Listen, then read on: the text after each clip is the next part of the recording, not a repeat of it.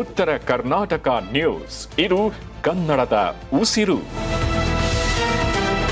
Europe ಪ್ರವಾಸದಲ್ಲಿರುವಂತಹ ಪ್ರಧಾನಿ ನರೇಂದ್ರ ಮೋದಿ ಅವರಿಗೆ ಮತ್ತೊಂದು ಅಂತಾರಾಷ್ಟ್ರೀಯ ಗೌರವ ಲಭಿಸಿದೆ. ನಾರ್ವೆ ಮತ್ತು ಸ್ವೀಡನ್ ದೇಶಗಳ ಬಳಿಕ ಈಗ ಸ್ಲೋವಾಕಿಯಾ ಸರ್ಕಾರವು ಪ್ರಧಾನಿ ನರೇಂದ್ರ ಮೋದಿ ಅವರಿಗೆ ತನ್ನ ದೇಶದ ಅತ್ಯುತ್ತಮ ರಾಷ್ಟ್ರೀಯ ನಾಗರಿಕ ಗೌರವವಾದ order of the white double cross ಪ್ರಶಸ್ತಿಯನ್ನು ನೀಡಿ ಗೌರವಿಸಿದೆ. ಸ್ಲೋವಾಕಿಯಾ ಅಧ್ಯಕ್ಷ ಪೀಟರ್ ಪೆಲ್ಲಿಗ್ರೀನ್ ಅವರು ಪ್ರಧಾನಿ ಅವರಿಗೆ ಈ ಪ್ರತಿಷ್ಠಿತ ಪ್ರಶಸ್ತಿಯನ್ನು ಪ್ರದಾನ ಮಾಡಿದರು. ಜಾಗತಿಕ ಮಟ್ಟದಲ್ಲಿ ವಿವಿಧ ದೇಶಗಳು ಪ್ರಧಾನಿ ಅವರಿಗೆ ನೀಡಿದ 33ನೇ ಅತ್ಯುತ್ತಮ ಗೌರವ ಇದಾಗಿದೆ. Order of the white double cross ಎಂಬುದು ಸ್ಲೋವಾಕಿಯಾ ಗಣರಾಜ್ಯದ ಅತ್ಯುತ್ತಮ ಪ್ರಶಸ್ತಿಯಾಗಿದೆ.